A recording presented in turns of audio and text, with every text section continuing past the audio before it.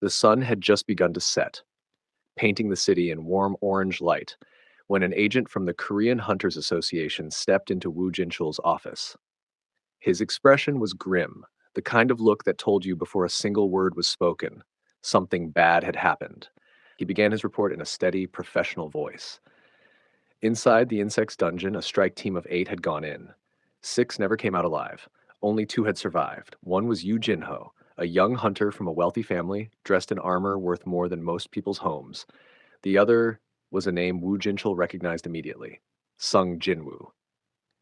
The same Sung Jinwoo who had somehow survived the double dungeon disaster. The same man they once suspected had undergone a mysterious reawakening. Woo Jinchul's calm demeanor shifted ever so slightly. He asked for more details, and the agent hesitated before speaking the next name. Among the dead was Hwang Dongsoo, the older brother of Hwang Dongsoo, an infamous S-rank hunter in America's scavenger guild. Wu didn't say anything, but the weight of this news hung in the air like a storm about to break. That evening, Jinwoo pushed open the door to his small apartment, carrying a bag that gave off a warm, savory smell. His younger sister, Gina, looked up from the couch and her eyes lit up. "Fried chicken?" she asked, half surprised, half delighted. "Special treat," Jinwoo said with a small smile. "Rent's covered. Hospital bills, too." They sat together in the living room, sharing the food. The golden crunch of chicken filled the air. But Gina eventually asked the question that lingered in her mind. "How was the raid the other day?" Jinwoo didn't answer right away. His mind drifted back to the cold, heavy moment when he had taken down hunters without hesitation.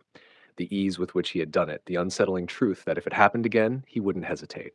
"Oppa? Are you okay?" Gina's voice pulled him back.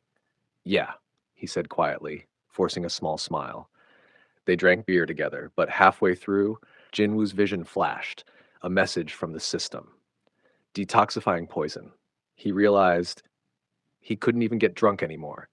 His body resisted it. He left the rest of the chicken for Jinna and went to his room. Sitting at his desk, he examined his skills and rewards, finding one he had never fully understood: Kandiaru's blessing. It was this that had allowed him to regrow his limbs after the double dungeon. Another quiet mystery of the system. Late that night, Gina woke him. "Oppa, Yoo Jinho is on the phone for you." Jinwoo noticed her gaze flick to the empty beer cans on his desk, but she said nothing. He reassured her and left to meet Jinho. At Cafe Penne, Jinho greeted him with an earnest look, thanking him yet again for saving his life. But then came the real reason for the meeting. Jinho wanted Jinwoo to join him in forming a raid team. Jinwoo's answer was simple: no. Jinho tried again, explaining his ambition to become a guildmaster. 20 raids were needed, and he needed someone strong to help him survive them. His family's wealth meant the rewards could be enormous, 30 billion won at least. Jinwoo thought of the risks, the attention, the secrets he needed to protect. He refused again. Then Jinho made a dangerous mistake.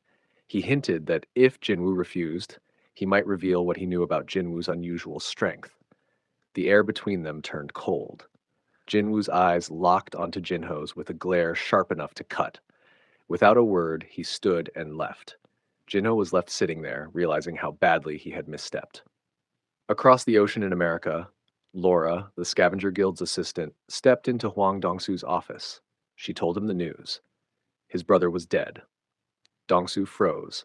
Then, with a crack, the phone in his hand shattered under the force of his grip. He asked about the consequences of killing someone overseas. Laura hesitated, explaining extradition laws, the possibility of prosecution, maybe even a reduced sentence if negotiated well. Dongsoo's eyes narrowed. He couldn't act immediately. He had obligations to the guild, but when those were done, he would come for the 2 survivors. He looked at Jinwoo's profile picture and crumpled the paper in his hand. His brother's death would be avenged. The next morning, Jinwoo and Gina went jogging at the park. The air was crisp, and sunlight filtered through the leaves.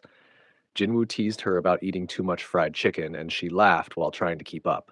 As they jogged, he asked, "What would you do with 30 billion won?" She thought about it and replied softly, "College, and I'd pay for Mom's hospital bills." Jinwoo gave a small nod. She didn't know how close that dream might be. Later, Jinwoo checked his daily quest. Oddly, it was already complete, and yet the counter kept going up. He had run twice the required distance when a new notification appeared. Secret quest complete. From the loot box came a key, its black metal glimmering faintly. The system identified it as a key to the demon's castle, an S-rank dungeon. Inside was something rare, ingredients for the Elixir of Life, a potion said to cure all illnesses. For Jinwoo, the meaning was clear.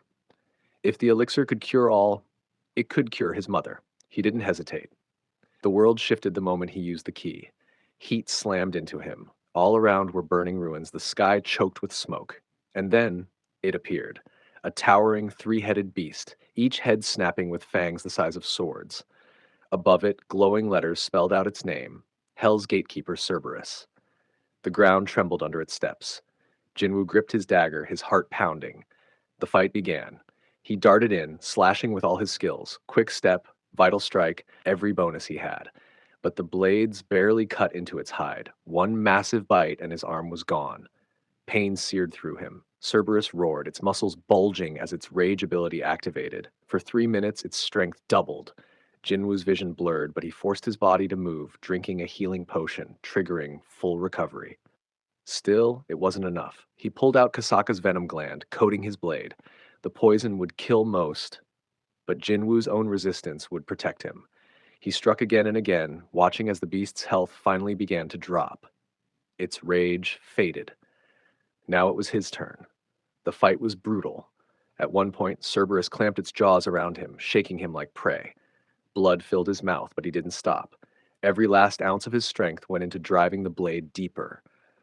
With a final roar, the Hell's Gatekeeper collapsed, its massive body hitting the ground with a quake. Jinwoo's wounds began to close as the familiar message appeared, level up. Among his rewards was a new key, this one to the inner castle. Along with it, the recipe for the Elixir of Life. 3 ingredients awaited inside the Demon King's castle. Jinwoo looked at the burning horizon, his grip tightened on his weapon. He would return. And when he did, his mother would wake again.